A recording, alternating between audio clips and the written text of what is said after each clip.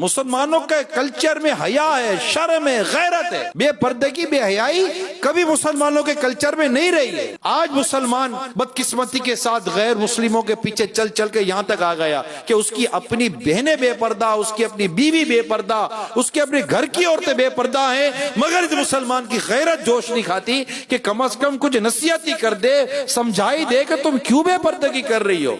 एक वक्त था, एक काजी की अदालत में एक औरत ने मुकदमा दायर किया, जिसका शौहर उसको मेहर नहीं दे रहा था। काजी के सामने औरत भी अदालत में, तो औरत ने गवाह पेश किए। तो गवाह ने कहा कि इसको बोलो कि अपना चेहरा दिखाए तो हम पहचाने कि हमने इसी के गवाह थे।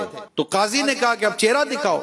बात सूरतें होती है कि चेहरा देखने की। वो औरत जो थी, अब उसके जो हाथ थे ना, वो कांप रहे थे ना, कि वो चाहती नहीं थी कि मेरा चेहरा मेरे शौहर के सिवा कोई गैर मर्द देखे। गैरतमंद शौहर वहां से आवाज लगाता है कि काजी साहब, मैं अपनी बीवी का मेहर देने के लिए तैयार हूँ, इसको बेपर्दा नहीं होना, इसको बेपर्दा मत करे।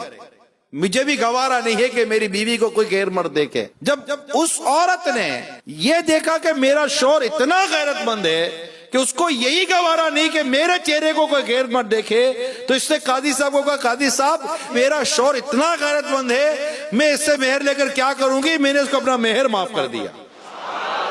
ये पहले ऐसा दौर था, शौहर गैरतमंद थे। आज माजरत के साथ बेगैरती है, अपनी बीवी को बेपर्दा घुमाते हैं, समझाते भी नहीं है। आदमी कुदरत पर समझाए, दिल रंजीदा हो, समझाता हो, सब कुछ करता हो, मगर फिर भी अगर खुदा ना खाता नहीं होता तो एक अलग केस है। लेकिन पहले तो ये कि मर्द की अक्ल से पर्दा हटेगा तो इसकी औरत पर्दा करेगी ना।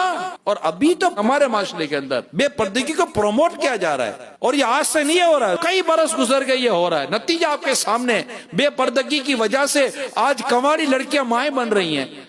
कूड़े के ढेर पर एक एक दिन का चंद चंद घंटों के बच्चे पड़े हुए मिलते हैं, जानवर उन्हें नोच रहे होते हैं। ये सब बेपर्दगी का तोहफा है। मुझे तो इन औरतों पर हैरत है कि जो मर्द इन्हें बेपर्दा देखना चाहते हैं और उसके लिए तरह तरह की चिकनी चिपड़ी बातें करते हैं, और उनकी बातों में आकर वो उनको इंडोर्स करती हैं, वो बेपर्दा नजर आती हैं। अरे मेरी इस्लामी बहनों, तुम इस मर्द की चालाकी और इसकी हवस को समझो, ये तुम्हें बेपर्दा देखना चाहता है। आप बोलो नहीं जनाब, मैं बहन समझ के देखता हूं।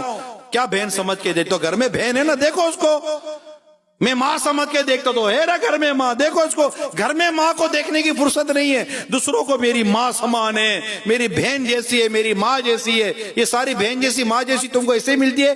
कभी बोला ये मेरे चचा जैसा है, ये मेरा भाई जैसा है, ये मेरे दादा जैसा है, ये मेरे नाना जैसा है?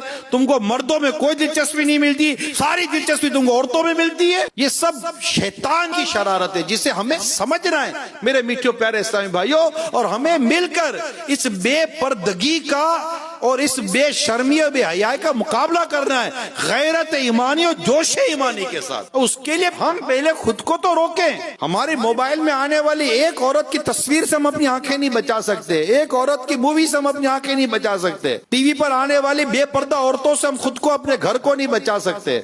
घर में फिल्में, ड्रामे, गाने बाजे माँ बहनों के साथ बैठकर तो कौम देख रही है। अल्लाह की पनाह। तो अल्लाह हम सबको सही मायना में गैरत ईमानी, जोश ईमानी अता फरमाए, और हमें अल्लाह करीम अपनी नफ्स पर काबू अता